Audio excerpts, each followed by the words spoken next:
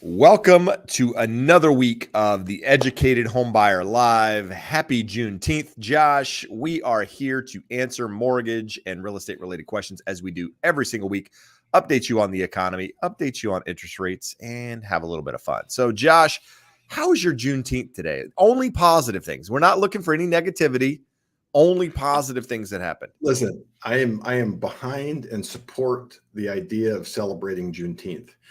I despise any holiday that doesn't land on a Monday or a Friday.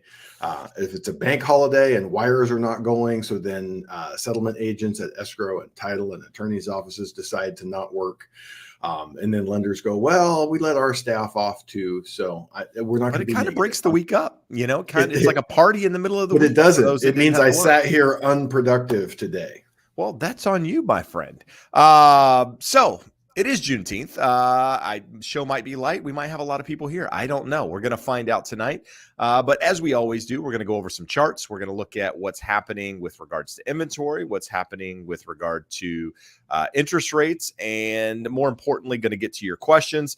So start putting them in the chat now. And as we're done, we'll start answering them. I do want to correct a mistake. Last week, I mentioned that our forecast for the second half of 2024 would be out this past Tuesday. For those of you that follow the podcast, you're aware it wasn't there. That's because we had some delays, and it'll actually be out next Tuesday. So this past week, we talked about inventory and why inventory is not created equal and what you should pay attention to. And more importantly, next Tuesday, we'll be talking about a forecast for the second half of the year. So for those of you who follow the podcast, be sure to check it out. But now, Josh, we're going to do as we always do, and we're going to dive into some charts. I don't know if this will work for me. No, you're going to have to hit it on your side. This fancy board, you're going to have to hit it over there. Oh, boy. There we go. Now we just got to move it in place. This is hard. It's on the stage. Why is it there? There we go. There we go. All right. So inventory nationwide now sitting at 621,000 single-family homes that are currently unsold. That's up 1.5% for the week and 38% more than the same time last year. Looks like inventory growth over the last year has plateaued. 2 weeks ago, inventory was almost 40% more than 2023. That ends 31 weeks of inventory growth expansion. But again, it's all relative, right? You don't care unless it affects your market. And that's what we're going to talk about here in Orange County. I know there's a lot of people that follow us here in Orange County, so we're going to take a look at these numbers. Orange County sitting at 2,956 homes. This is the highest level of inventory that we've seen going back into 2022. So no point in 2023 did we hit this level. Still well below 2019 levels, but something to pay attention to. Huntington Beach sitting at 179 rather. We haven't been at 179 since December of 2023. So what, 6 months ago, Josh, 6.5 months ago is when we last saw numbers around 179. This is the chart. So this is from Calculated Risk. This is his fourth look at the May numbers. Again, active inventory. So these are properties that are unsold in the markets that he covers. You can see year over year, essentially every market is more or less up outside of Maryland as a state as a whole. Again, last week I mentioned some are states, some are cities. So depending on where you're located, just pay attention. But more importantly, just compare it back to 2019, a little bit more normal market at that point. And, you have something to base it off of. So again, the outlier that continues to be the outlier is Jacksonville. 106%, 107% year over year, and 42% versus 2019. New listings unsold. So new listings, 71,000 new listings unsold this week, plus another 16,000 that were immediate sales.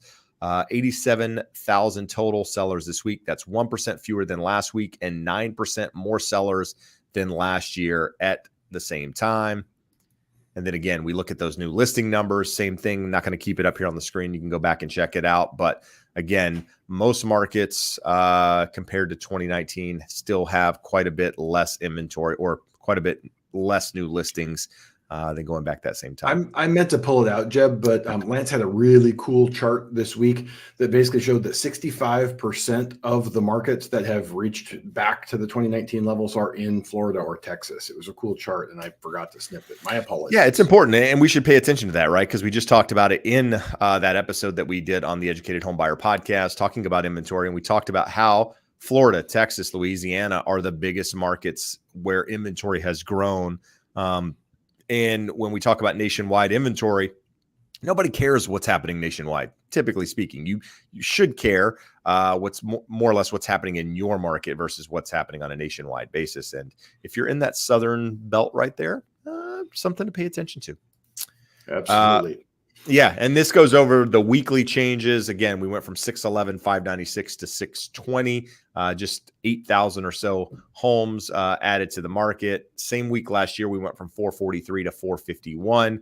The low was 240 back in 2022, and the high is currently where we sit at right now, at least since we started recording. I mean, since we started measuring over the last couple of years. So 620 is not the all-time high. It's just the peak for 2024. New contracts pending. So new contracts pending, 396,000 single-family homes in contract right now. That's up less than 1% from last week and just 2% more than last year at the same time. Just going to try to flip through these quickly. Did we miss that one? Oh, I put the same chart in there twice. I would have talked about home prices. Anyway, the chart, I put the wrong chart in here. Median price of single-family homes on the market is $455,400. That's basically unchanged from last week and more or less unchanged from last year. Home prices are 1% below the June 2022 peak when we look at nationwide.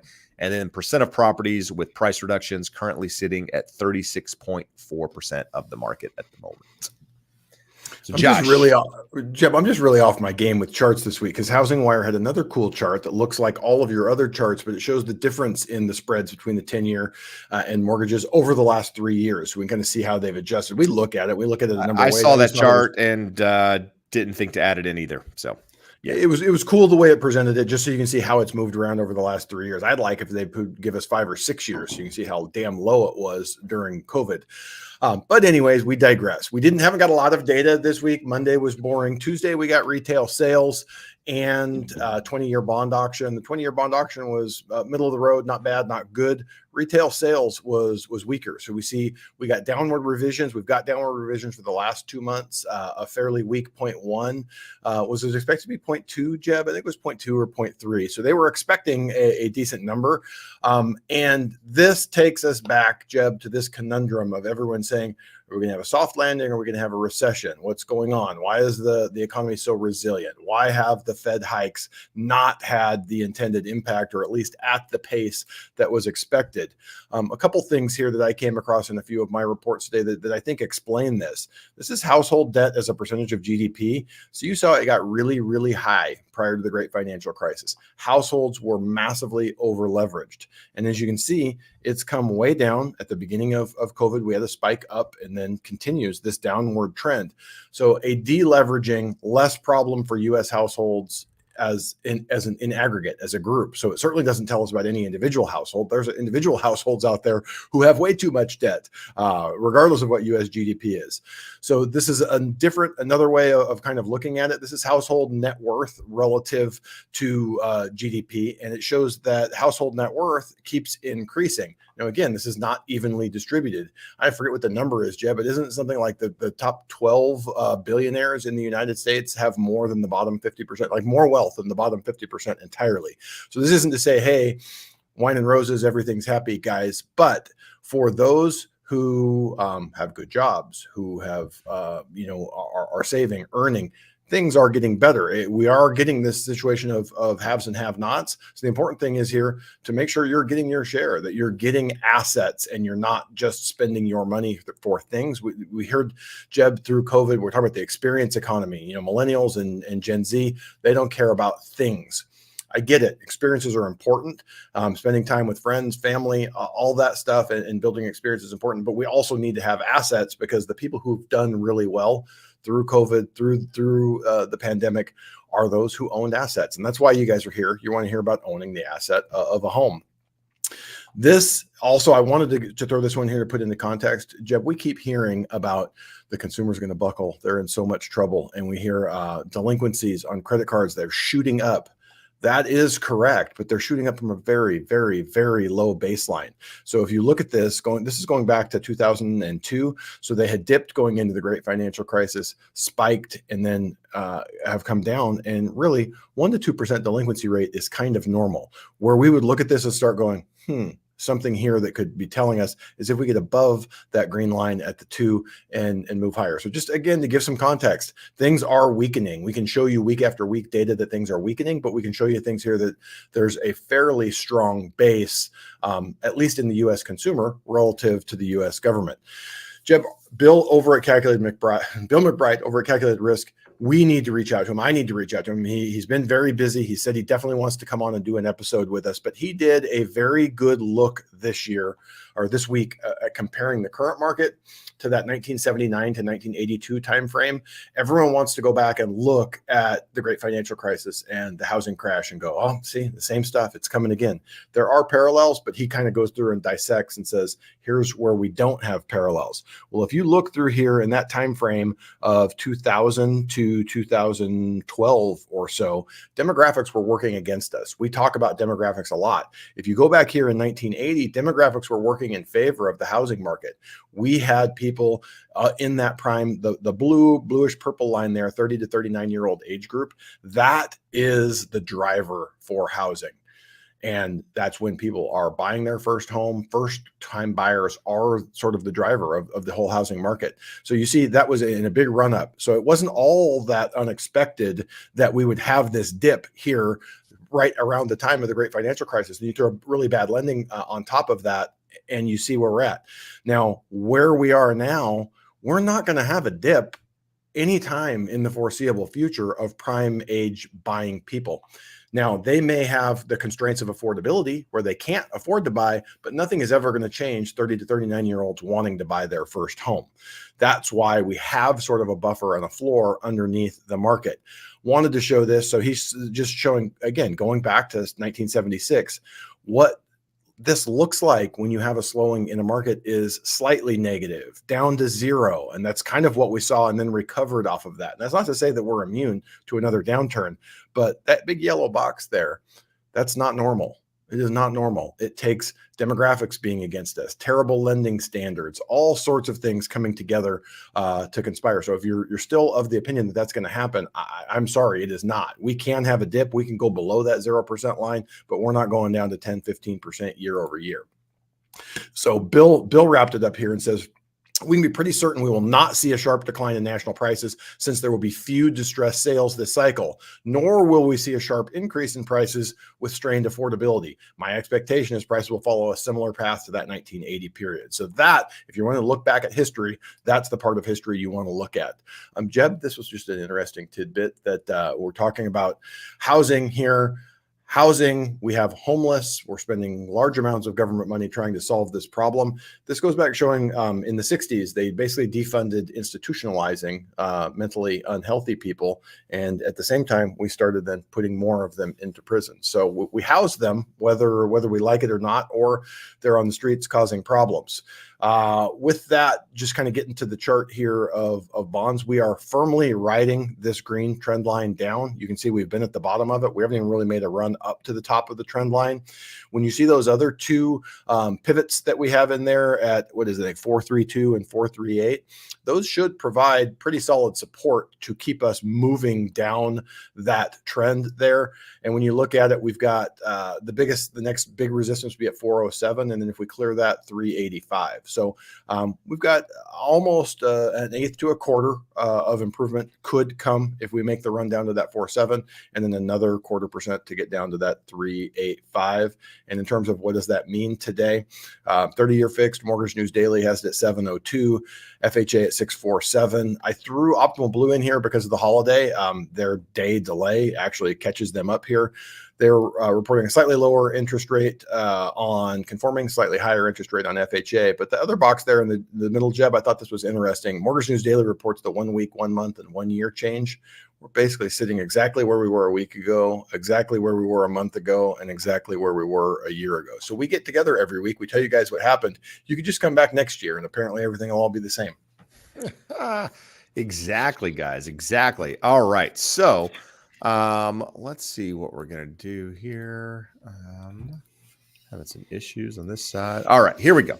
Okay, so somebody last week, you showed that chart, Josh, of the 10-year, and you showed it. That's a daily chart. My weekly chart, I should have put it in there, basically shows us breaking the trend on the weekly. We broke out last week out of the bottom of that trend line. We're out of that weekly trend. This week, we're confirming again that we're out of that and going lower. So the weekly essentially supersedes the daily chart, if you want to look at it that way. So at the moment, it looks like the trend has been broken. Does that mean rates are going to automatically shoot down? No. But it does mean that the high is probably in, at least, unless something absolutely crazy comes out that is more or less unexpected from anyone at this point, because the data is showing employment easing. It is showing inflation easing, and therefore likely to show a Fed cut probably, one of the charts that we saw today, Josh, I didn't know if you were going to throw it in there. There's a 59% chance now. September's in the cards for a cut. Is it going to happen? Hard to say. We'll continue to update you, as we know more, as more data comes in and as those progress. So let's do as we always do, Josh. Actually, let's do this. Everybody likes to be pumped up a little bit, Josh. So we're going to, put a little pump in our, a little pep in our step this evening. So we have a lot of people in here, basically just telling you to do the deed, right? Hit the thumbs up. Not that deed, Josh. You're going the wrong. This is a holiday. It's not time for that. But to do the deed, smash the thumbs up. Subscribe to the channel if you haven't done so already. We've got several people in here that are normal. We don't know that they're normal. They're regular viewers. They show up every single week and post comments in here. And I saw a bunch of them earlier. Now I can't find them, but I posted a few of them. But nevertheless, if you're here, you find any value, hit the thumbs up. It does help the channel and helps us push out to more people. So let's move on. All right, Josh, got a couple of questions here. Let's start. I've asked a question. No, it says, will new fast food places increase the value of my home? A bunch popping up in my area. Fast food, I don't know. Hard to say, right? If you're in an area that has no fast food at all, and now it's the place to be and whatever else, maybe you don't want it right beside your house, but within a short drive, short walk. I don't necessarily say fast food is the right key, but what I picture is 17th Street in Costa Mesa, right? A lot of shopping, a lot of dining, a lot of opportunities for people to walk from their homes, ride their bikes, and go to cool restaurants and kind of just be in a little Belmont Shores area of Long Beach, that sort of thing. Like that, I don't know that it adds value, but it definitely increases people wanting that sort of thing. And, depending on what supply is doing, if you got enough demand, obviously that could drive prices up. But I think any sort of modernizing, renovating, adding some value, add things to the city are positive, but hard to say without actually knowing your area. What about if it's liquor stores and gun stores? Is that a good sign for your neighborhood? I will say there's a liquor store, I don't know, half a mile from my house, and I probably go there 3 days a week, 4 days a week, not for liquor, but for just the occasional, hey, you need milk, you drop in there. Hey, you need this, you drop in there. There's also a donut shop next door that I buy the kids donuts. So when I say the liquor store, it's kind of next door, but also a little Mexican restaurant in the same shopping center. So all of that stuff I like it because it's easy access. So, but did I buy the house because of that? No, it's just one of those things that you find out once you move in, like, hey, this is really convenient. Josh, we got Hilson saying, could interest rates come down below 4% again? So prior to the pandemic, Josh, we were flirting with 4% or lower interest rates, right? Prior to you and I the just had this craziness. conversation 2 Yep. days ago. Yep. So, what are your thoughts on that? Could it happen again? Absolutely. I'm way off my game with what we're doing here. But here, I do want to share this real quick because I had this one in here and I don't know what happened. And this kind of comes back to it. We got to go here. Okay. No, that's not it. This one. How do we take us out of the way, Jeb? Or we make us little? What do we do? Here we go. Okay. All I wanted to show on this. So this shows inflation year over year, going back to 1959. That downtrend. So in the early 80s, in the mid 70s, early 80s, we broke out of that. But we had 40 years unbroken downtrend. And we had this big break out of it. But just like we came back in after the 70s, you guys haven't had my Lacey Hunt reference in at least 2 months. So basically, he's saying the things that led to all this 40 years of decreasing inflation are still in play.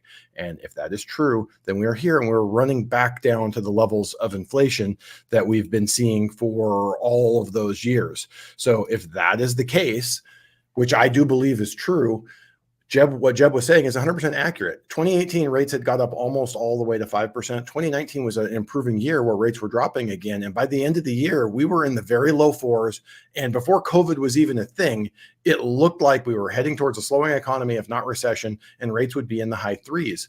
So everyone wants to say, oh, we're never going to see COVID era rates again because it was QE 3 or 4 or 5, whatever the hell it was, the government buying treasuries and mortgage bonds pushed rates that low. And that's 100% correct. That's what got them to that level. But before we got to that level of QE, the bond market was already moving mortgage rates under 4%.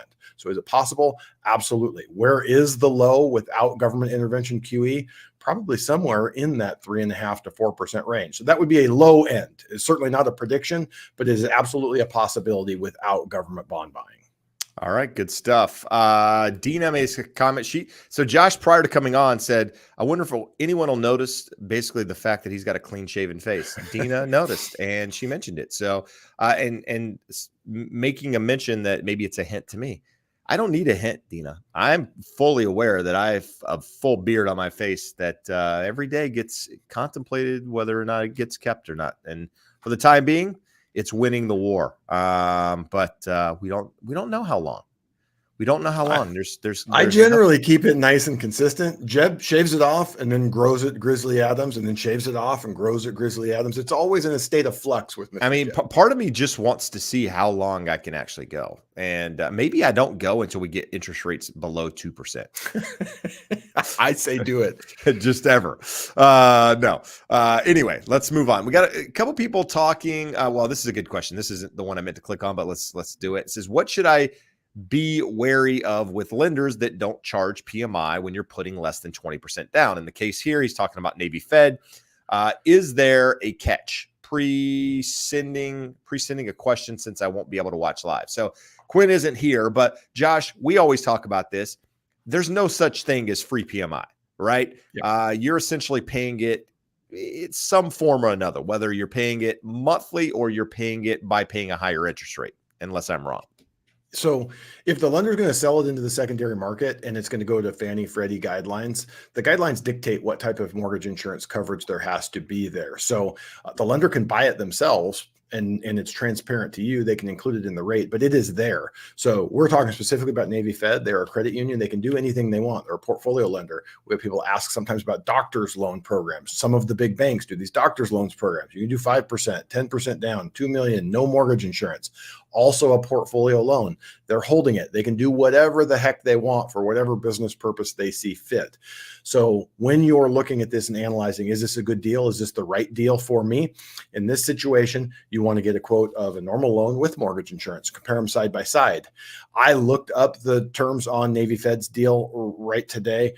They make it a little difficult to see. They quote a rate, but they make it a little bit difficult to see if it's actually available. But what they were quoting today looked like it would be better than a loan at a slightly lower interest rate with mortgage insurance. So better in what sense? Better in terms of a lower monthly payment right now on the way in.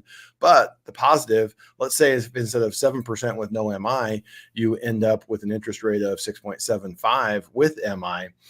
That MI could be anywhere, depending on your qualifications and how many borrowers and credit score and all that fun stuff. It could be anywhere from 0.12% to 0.95%. But say it's 0.5, you're going to have a higher monthly payment, but you could get rid of that mortgage insurance at some point. After a 40-year bull run in interest rates, we're all inclined to think, don't even worry about that because I'm going to refinance and get rid of my mortgage insurance later. People right now are seeing, hey, I may not be able to refinance, but as values go up, I could get rid of my mortgage insurance. So multiple things there to consider. All right, good stuff. 2 questions on New Jersey. Mina is asking, do you think there will be a large correction in New Jersey? Still seeing bidding wars and crappy houses going over asking. And then, Josh, we have another question here. It was from David. David says, what are your thoughts on the dynamics of housing in New Jersey? 3 areas in the top 10 largest increase since 2022. So as you guys are fully aware, we're located here in Southern California. Not really familiar with the New Jersey market in a way that I can give you any detailed information. But what I can tell you is the Northeast. Now, New Jersey, you may say, well, that's not the Northeast. It's close enough. And so New Jersey, New York, New Hampshire, Vermont, Maine, all of these areas, Maryland, like kind of going up the East Coast there, are having inventory issues, just a lack of supply.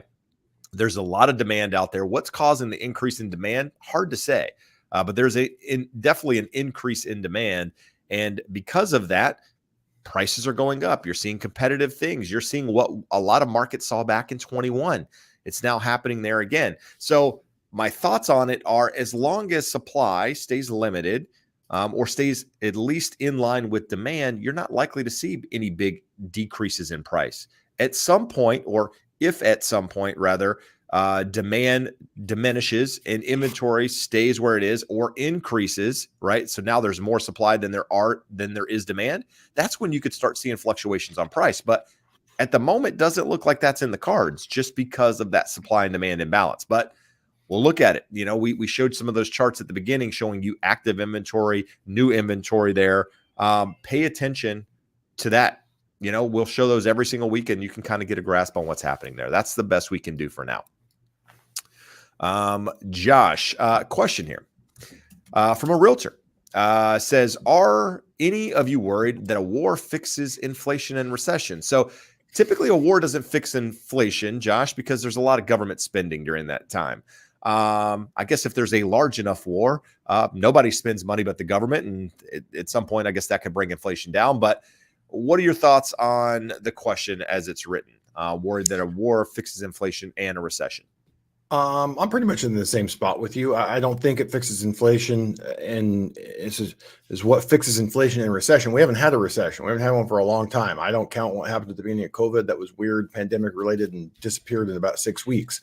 So if you say we haven't had a recession in going on 16 years, whenever you say the end of the Great Recession, we're due. We are due for a period of below trend growth. I've got a book at home I need to go back and reread and refresh myself. It's called The End of American Growth. Basically, for 200 years, when you're a young country, especially when you have industrialization and all of those things coming into play, massive levels of growth. So prior to like the 70s, they would scoff at 2% GDP, and we're struggling the last 10 years to get 2% GDP. As long as we have that, you know, I don't think we're going to have inflation over the long run. We had another comment here. Big G had just said, you know, it was caused by government handing out too much money. That was an element of it, but it was also people being locked at home and saving their money because they couldn't go out and spend. Then supply chain issues. We're going to look back in 10 years and this is going to be an aberration. That chart that we just shared with you guys, I'm not saying I know everything. I'm looking at that chart and I'm going, that's 60 years. It's a 60-year trend from basically the end of massive growth. And this isn't a uniquely American thing. It happens in all countries as they age and grow. It is going to be very, very hard to have a high level of growth. That doesn't necessarily mean a recession is coming. You can just have this little muddle along low growth market. But in terms of a war fixing anything, I don't believe so. I'm not a conspiracy theorist. I know, Jeb, you don't like it either, but people say, oh, well, government gets in trouble, they'll just go start a war. We've got lots of little things around the globe, basically, that have us stretched militarily without having a direct war. And I don't think we're likely to, but I'm not a war expert or geopolitics either. There you go.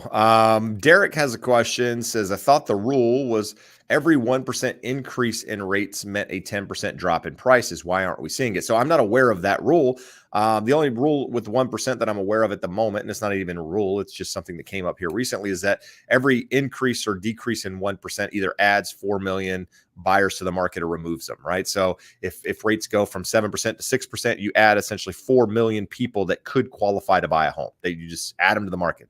Now, are all 4 million going to buy a home? No, but it gives it an opportunity. So competition goes up. Same thing as rates go up, less competition because, you have less demand. Now, with that, why aren't we seeing the drop in price? It comes down to supply and demand, guys.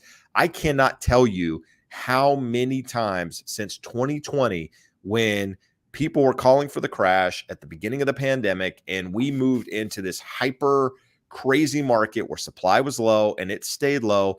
And I said so many times, the market's not going to do anything. It's not going to drop. It's not going to crash until demand exceeds supply in a meaningful way. And we still have not seen it. And we're still there. So that's why you're not seeing a drop in prices in most markets, because there still is an inventory issue that is not going to be fixed in the short term. In fact, I'm one of those people, I don't know that it can ever be fixed, but I don't want to be the Mr. Negative person on the internet saying house prices are going to go up forever, because I don't like that. I don't think that should be the case. It shouldn't be the case. In fact, I think prices should moderate, but I don't see a world where that's going to happen in a meaningful way anytime soon. Jeb, take away the inventory issue, which is a big issue, and you are 100% correct on that. But let's talk about home prices being sticky to the upside. That is a fact. People do not want to sell their house at a loss, and to them, a loss is anything less than the last sale in their neighborhood. It's not anything less than what I paid for it. It's anything less than the last sale in my neighborhood. So what you are far more likely to see, to Bill McBride's point, in the early 80s, what we saw was a period of very flat prices. So in real terms, once you adjust for inflation, home prices are going down. But in nominal terms, me saying, hey, I can sell my house, people just sit on them. So for us to see what we saw in 2007, 2008, you have to have a large wave of forced sales. Anytime we've seen 7, 8, 10% corrections around the country, let's say double digit, anything 10% or more. You have Houston in the early 80s when their economy got decimated by the oil issues. We have Southern California in the late 80s where we had all of the military base closures and you lose all of those defense jobs. So you have this economic shock. People don't have income. They don't have a choice. Given a choice, if I can tough it out, suck it up, and make my payment, I will sit there and wait till I can get more for my house than the last sale. So there's more to it. And I guess the last thing I want to say about this, Jeb, that this rule doesn't make any sense, because if interest rates go up, it's because of inflation. If we have inflation, inflation applies to homes just like it applies to everything else, absent forced sales, which comes back to supply, demand. So from that perspective, it's a silly rule. Whoever thought that was some sort of magic. Good point.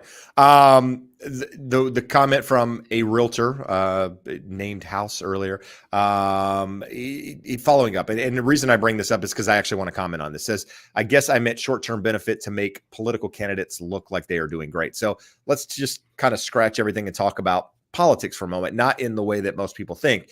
But I was talking to a buddy of mine this morning who sells luxury real estate.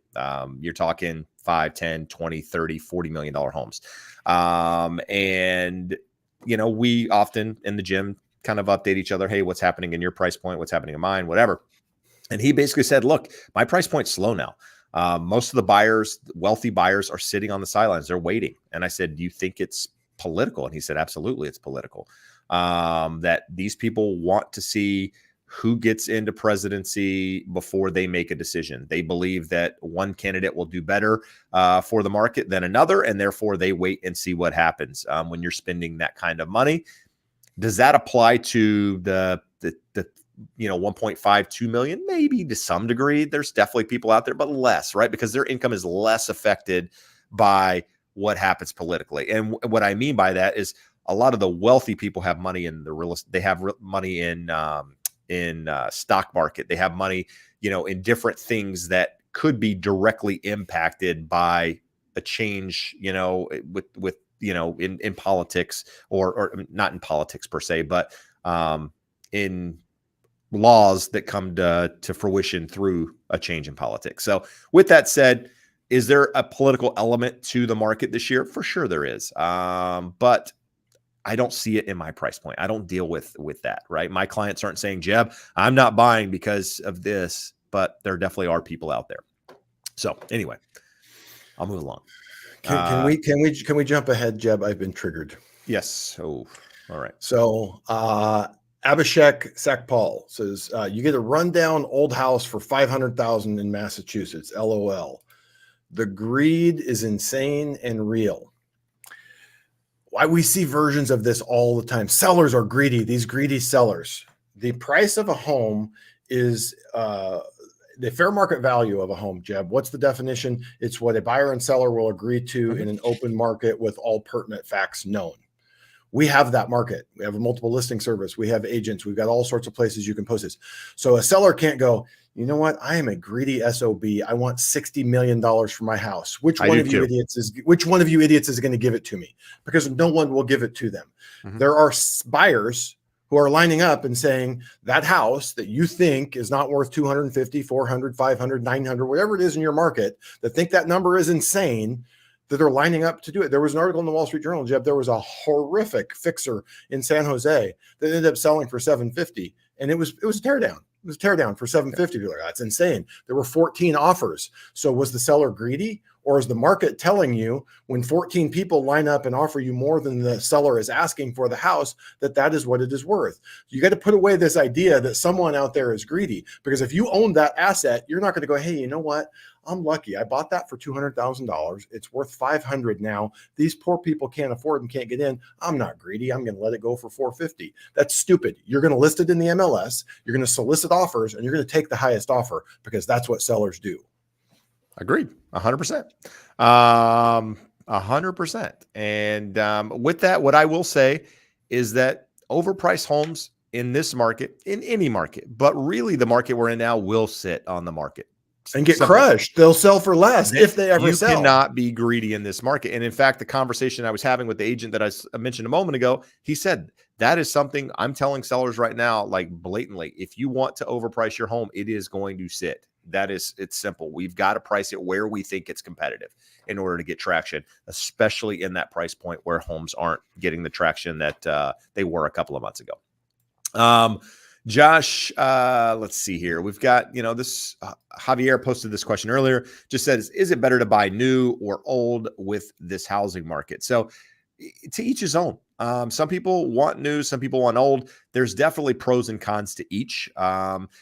Typically when I look at new in our market, this doesn't apply to all markets, but new in our market, it means a smaller lot. It means a house that's probably built up versus expansive. Like you're not going to find a single level home that's new construction, not in our area, just because too much land it takes up to do it. You're going to find Mello-Roos, which is an additional property tax on that home. You're going to find it further away from the epicenter, if you will, if you can call Orange County an epicenter, right? It's going to be further out from things than, other locations, typically speaking, unless it's an infill development. Old, obviously, the issues there are obvious. So it preference, right? Now, if you can go buy new for what an old house cost in your market, like some markets out there, like they're selling new construction at what an existing home, parts of Texas, I see stuff like this happening, then it may be worth considering new versus old just because you're getting a newer house. But also understand that new doesn't necessarily mean it's built better. It doesn't mean a lot of things. So just make your own decision, see what you're happy with. Couple of fun stories here that I think will be enlightening for those of you who are considering this. We talked a couple months back. A good friend of mine went to high school used to vacation with her family. She calls, hey, I just got a big raise. I want to buy a house.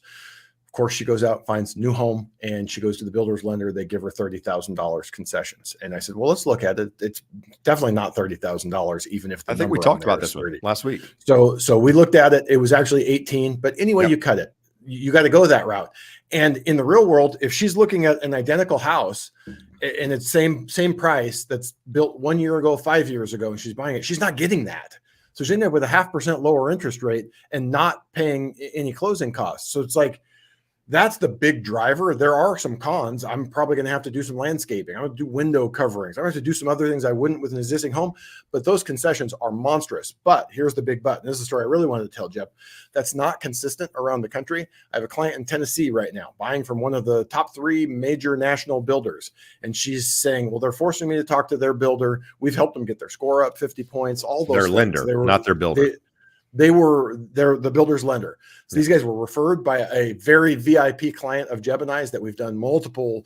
He's sold multiple homes. I've done multiple loans for them. It's brother and sister-in-law. We've done great things for them. So they're saying, you got to use our lender. I'm like, oh shit, here we go again. They're going to get an offer they can't refuse. And she goes, okay, well, they can get us in for like 5,000 less than you, but that price is going to go up to 416. I'm like, I don't understand. What are you even talking about? The price is $399.9. So it's $400,000 house, same 416. So I look at it and they're saying, if you increase the price to 416, we'll give you $16,000. They're not giving you anything, but they're saying we'll only do that if you use our lender. I'm like, that's crazy. They're offering you the chance to have an expensive loan with lower closing costs by raising the price. And that's it. They've been holding on, and she's held her ground. And she's like, I'm not. They finally came back, to their credit or not. They came back and matched our terms, but just matched them. She goes, if you're matching them, I'm going to use the person that got me here. But we talk on the show, Jeb, that it varies where you are in the country, how much the sellers have to do this. The builders have to do this to move homes. If they don't have to move homes, they're not doing that for you. So parts of the country, they're going to make you an offer you can't refuse. Other parts of the country, they're going to dick you around because they have so many people coming in to buy these homes that they feel like they can. Absolutely. So a couple of other good questions here, Josh. This one's quick. I'm just going to click on it just to get it off our queue here. Susie asked, are we ever going to see 4% interest rates again? Yes, we will. When? Don't know, but you'll see them again for sure. I wouldn't wait for them. Do what's right. No. But it is in the cards. I mean, it's happened before. Prior to the pandemic, it will happen again. Let's see, Josh. Well, Jeb, let's bits of interest is just firing tons of questions at us. So let's just knock them all out. Okay. So easy one, because this will apply to everyone. Are the 2 months prepaids included in the reserves estimate I got from my local bank? I can ask the loan officer, but you're the one streaming.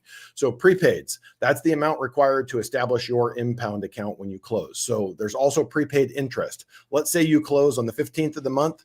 On the 1st of the next month, you're not going to make a payment. The builder or the lender does not want 15 days of interest. They don't want a partial payment. So they collect that interest because they're going to make the loan to you on the 15th. They collect it at closing. And then the following month, you make the first payment when 30 days of interest have accrued your first full payment. But you also pay your first year homeowner's insurance premium. And then the 2 months that he's talking here, they collect 2 extra months. Remember, the first month, you're not going to make a payment. And they have an extra month because they can get a cushion in there. So they actually have that 1 extra month. And then depending on where you are around the country, they're going to have to collect some taxes at closing. And that depends on what your taxes are, what this payment schedule is. Many parts of the country, they're only paid once a year. Some parts of the country, they're paid twice a year. So those prepaids are going to vary considerably depending on where you're at. But most important one, bits of interest follows back. It says, just found you guys this week. Wish I did before I got serious. View bid, inspection, etc. And then follows up, he's in Texas. If you want us to just do a second opinion on this, I'm happy to look. Local banks generally don't have the best terms, whether they can explain this stuff to you and get it for you or not. But if bits of interest, if you or any of you out there, you have numbers, we talk about this all the time. I'm happy to take a look at those and tell you whether we can do better than that, whether it's awesome. And occasionally, like the reality is, once you've started and you've done an application with someone, you don't want to go down that road again. You're not going to do it to save $500. It's going to have to be a significant difference. And I don't know, would you say, Jeb, it's maybe like 50-50?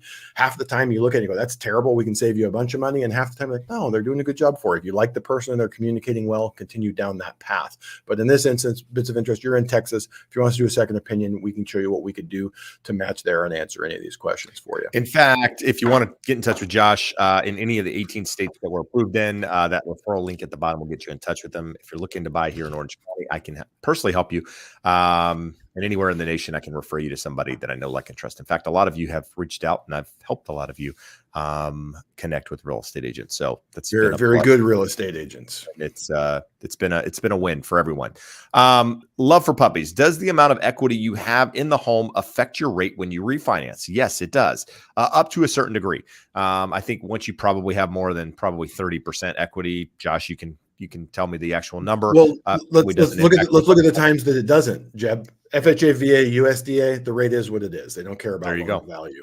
But Fannie Mae, jumbo portfolio lenders, most of them absolutely do. The more equity you have to a certain point, you're going to get better terms. And with Fannie and Freddie now, I want to say for anyone with a credit score above 640, that level is 60%. So 60% loan to value, 40% equity in the home. But if you look at the lower levels, that LLPA matrix, Jeb, goes all the way down to like 30 or 35% LTV if you have really, really bad credit. But for anyone with a decent score, it's 60% below is going to get you the absolute best terms. All right, guys, going to hit another question here. But if you haven't done so already, you find any value at all, do us a favor, hit that thumbs up. Josh, we got a couple new names here that I'm going to click on to help answer some questions. Matt says, how long do you think we'll keep treading like this until we see our first drop in rates? What's a drop? If you're talking Fed funds rate drop, that could happen as early as September, I think. If not, it's probably going to be December. So September or December is probably the likelihood of a drop in the Fed funds. A drop in the interest rates, I don't think you're going to see a drop. I think you see a gradual decline, just this little trend lower on rates, probably for the foreseeable future. But we talk a little bit about that more. Actually, we talk a lot about it in the forecast that we recorded that's going to be published next Tuesday on the Educated Home Buyer podcast. Yep. Josh, this is a softball for you here. What is the minimum percent drop on an interest to refinance on a IRRRL, a VA interest rate reduction loan? You say the fun part, and I can't say with certainty on this. So on an FHA, you have to save 0.5% between interest rate and mortgage insurance. So the mortgage insurance, you say, it's just flat for everyone, but it's changed over time. So a lot of people out there have a really low rate, but with a 0.85 mortgage insurance. So between rate and we're talking VA here, not FHA. Absolutely. Understand that. So we got two different things here. The bigger concern with VA is they're looking at your recoupment period. Whatever that loan costs, you have to have monthly savings that will cover the costs of that loan over 3 years. I do believe they have 0.5% also, but for me, you're more likely to get hung up on the recoupment than you are, but I believe it's 0.5% also. But if I'm wrong, and there's a loan officer in the audience that knows this for a fact, I'm just having a little brain fade right now. I'm 90% sure it is 0.5%. Josh is off his game tonight, but that's okay because it's been that way for a couple weeks. He's always on his game, so it will allow it once. Big G has a comment that I want to read because it's something that I think has gotten in the way, kind of one of my biases, if you will. Big G says, I've read that as a nation, we are now spending more on interest on our own debt than we do on our defense budget. That is an accurate statement. And we're close to spending more than we do on Social Security here real soon. So when Josh and I, over the last couple of years, have talked about the Fed can't continue to raise the Fed funds rate. They can't continue to do this. Why? Why can't they continue? Because they're paying more money to service their own debt than they have the money to do already, right? We're already 34 trillion or so in national deficit, and just adding to it by continually adding interest on that debt. So you look at that and go, how far can we go before somebody has to say, uncle, right? Cry uncle. We can't do this anymore. Something has to change. I thought we probably would have been there by now just because of all the craziness with the economy and everything else. We clearly aren't there, but it's a problem. That is, you think we have a problem with housing? We do. We have a real problem when it comes to the national deficit, an unsolvable problem. It's unsolvable unless somebody just cleans the slate and starts over, which could it happen? Which some people Sure. are proposing, right? There's people talking about this both But globally. it only a great works if reset. you got to stop spending, though. You can't just swipe it clean and say everything continues as normal, because that's the back thing. to normal. That's like people doing a cash out refinance, paying off their debt, and then their spending doesn't change. It's the same exact thing, but on a bigger, much bigger scale. So anyway, I digress. We move on. Josh, qualified buyers. What do your qualified buyers look like? Well, let's say this.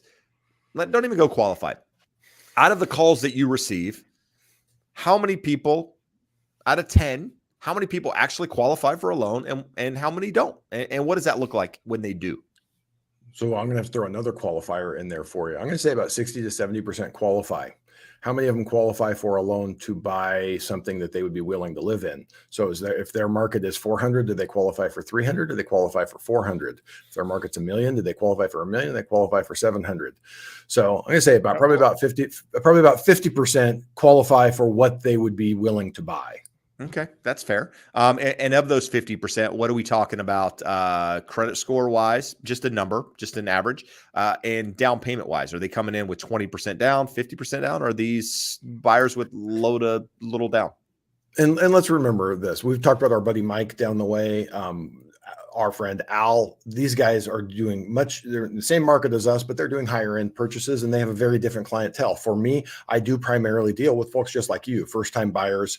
And from that perspective, we get some of them, they're doing 10, 15, maybe even 20% down, but we're not getting these monster down payments. So I'm going to say it's probably pretty similar to the national numbers that we see when ICE or Black Knight or whatever they call themselves now does their mortgage monitor. They're saying that it's close to 7 or 8% on average, and that's about right. And it's probably split evenly between minimum down, 3%, 3.5% FHA, 0 VA. And then you've got people doing 10%, would probably be more common than a 15 or a 20, but some of those do come.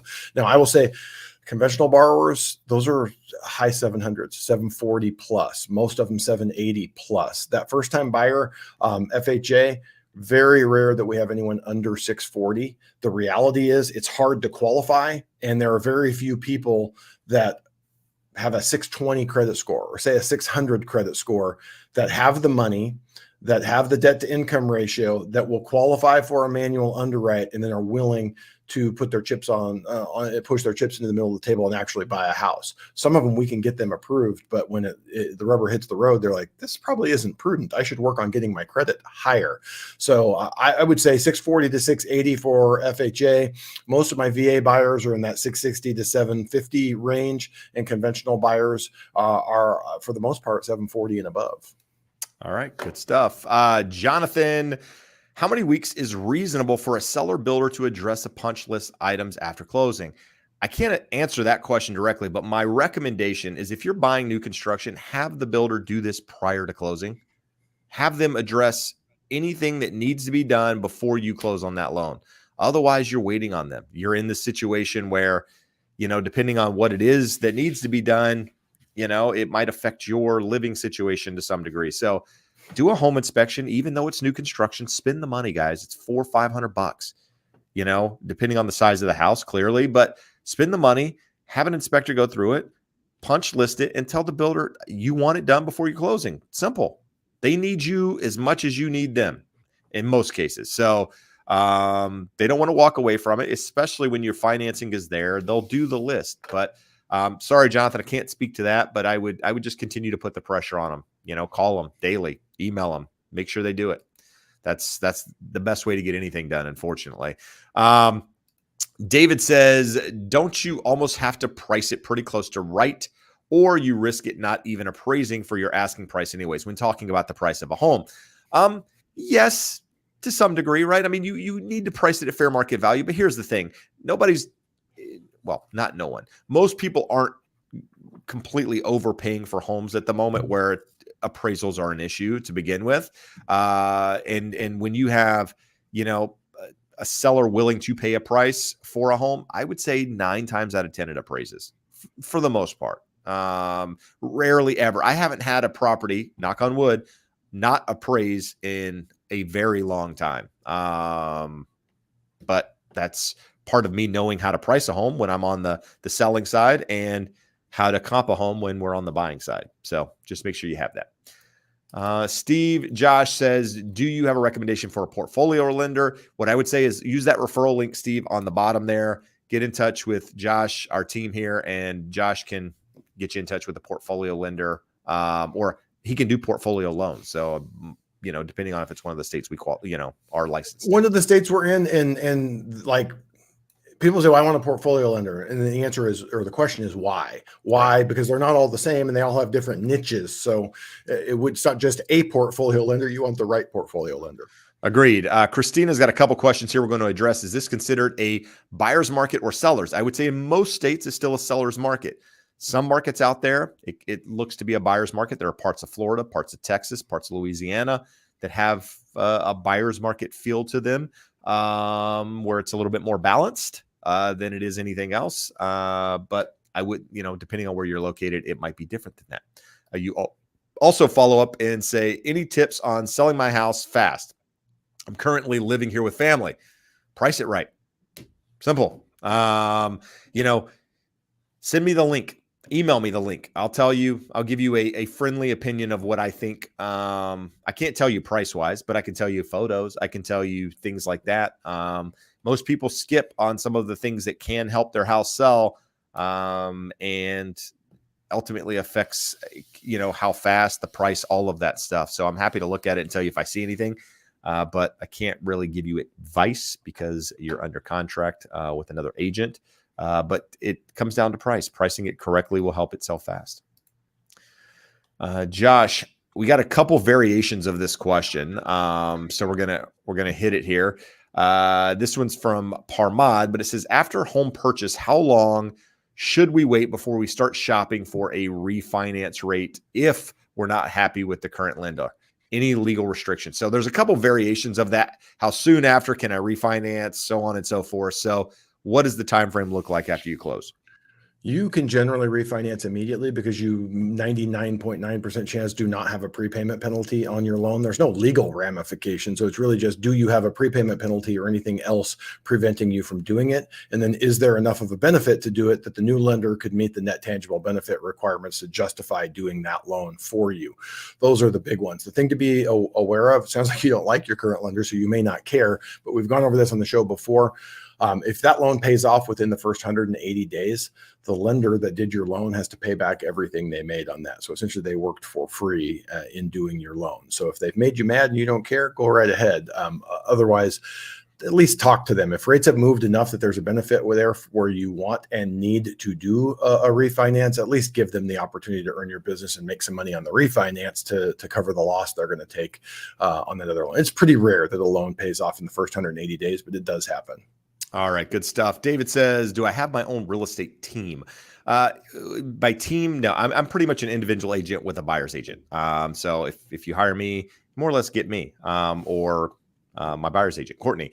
Outside of that, I don't do a team. I don't want to do a team. I don't want to manage a bunch of different agents. That's not, I like where I am, and life's good. So if I can help, reach out. That referral link will get you to me.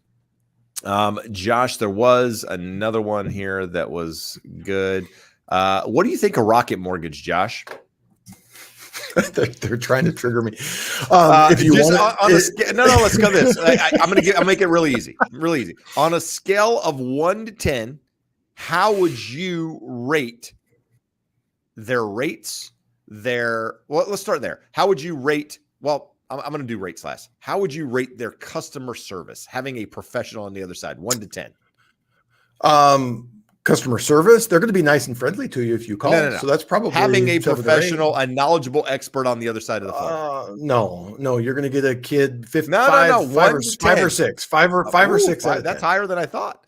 They're going to give them training. I mean, some places, if you just call a random call center in your neighborhood, they might have hired some idiot yesterday and just thrown them in there. At least Rocket's going to put them in a 6-week class before they let them take calls. All right. So timeliness. How about getting things done on time? It will be an interesting process. So let's call it 6 or 7, something like that. 6 or 7. So we're peaking at 7 so far. We'll make this short. I don't want to get us in trouble. Rates. How are they on rates? How can they be on rates? Depends on the loan program. Below 5. And with that, they're never going to obliterate you, but they are never going to be an affordable option for you.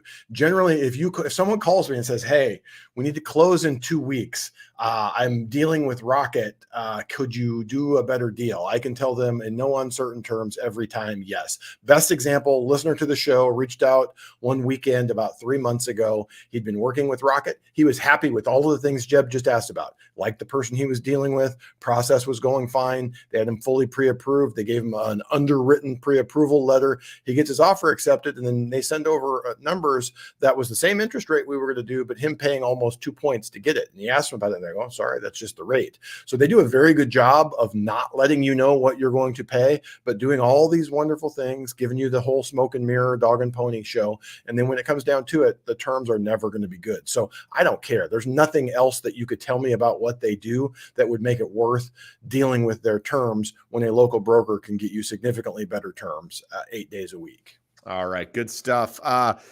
Bits of Interest has another question here. It says inspection 1962 house brought up a bunch of stuff. Electric panel isn't right. Some plumbing doesn't work. Can we negotiate this as a credit towards closing? We need cash to fix it. So what I would say is talk to your agent. But I'll give you an example.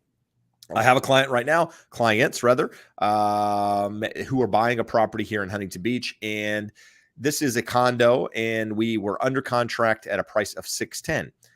There were quite a few things in the property that needed to be addressed. There was some electrical stuff, some plumbing stuff, some all around stuff that needed to be fixed. We negotiated a price of $602,000. So $8,000 off the price. We didn't ask for a credit to fix it. We just asked for a change in price, because the change in price, they have some money on the side that they can do the stuff, but the change in price gives them a lower mortgage because they're going to keep the down payment the same. And it's going to have a lower tax basis, not by a lot, but it all adds up. So we tried to negotiate that. So I would say, based on what you're asking there, very reasonable for someone to renegotiate a credit, renegotiate a price, but also understand what you're in. If you were multiple offers going into it and there was a lot of competition and you had to do crazy things to get it, there's a little bit of leverage on the seller side. If you're the only offer, it's been on the market for a little bit, things came up, a little less leverage on the side. You probably have the leverage and these are, but when you start talking about electrical, these are things that probably most people are going to want to get fixed. So I think it's very reasonable for someone to ask for that. When I sold my house recently, the guy wanted a new electrical panel. I'm like, sure. Okay. Like, fine. And paid for the panel. Like, I'm not going to sit here and harp over, a couple $1,000 that, if they don't move forward, I got to go back to the market and redo. You'd lose more money by doing that. So people have to think of it like that. All right, Josh, we're here just over an hour. If you've still here, do us a favor, hit the thumbs up. If there's any value that you've taken in this evening, if you find any value in Josh and I's show. If you're not aware, we actually have a podcast too. The Educated Home Buyer has its own YouTube channel. It's on Spotify. It's on Apple. It's completely different than this show, by the way.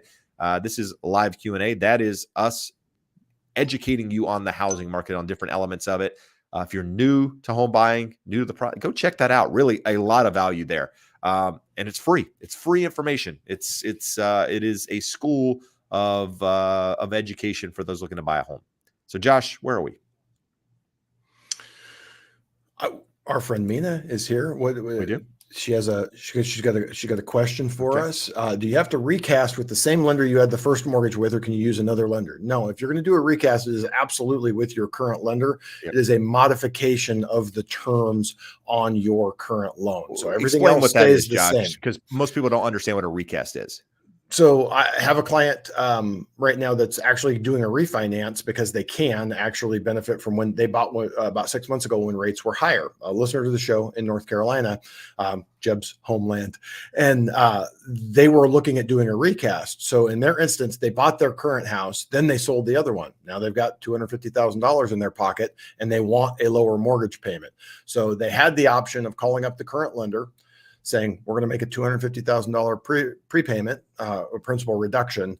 And then what we want is for our monthly payment to be adjusted so that if I've got 355 remaining months on my loan and I have a new loan amount, my interest rate is not changing. What is the monthly payment that will pay it off over those remaining 355 months? Otherwise, if you pay the big principal reduction, $250,000, you still have the same fixed payment because it's a fixed rate mortgage. You're going to pay it off way early because you're going to have much less interest than that amortization schedule shows for it. But it is absolutely with your current lender. It's just a modification of the current agreement. All right. And Mina, as she always does, comes with the $5 super chat. So that's why Mina always gets her questions answered quickly. Yeah. That's how you if all of you guys give us $5 right now, we'd have $850. Yeah. So I don't know why you're not doing it. What are you waiting on? Use that, people. No, in all seriousness, not necessary. But Josh, let's do one more here to finalize the show. Happy Juneteenth, people. All right, because you probably want to continue celebrating. I know a lot of you had the day off, and you've probably been at the bars. You were probably out day drinking, having a great time, and you stopped to come and watch the show. And we appreciate that, but we don't want to tie you up. We want you to get back to the party. And therefore we're going to keep this accepted.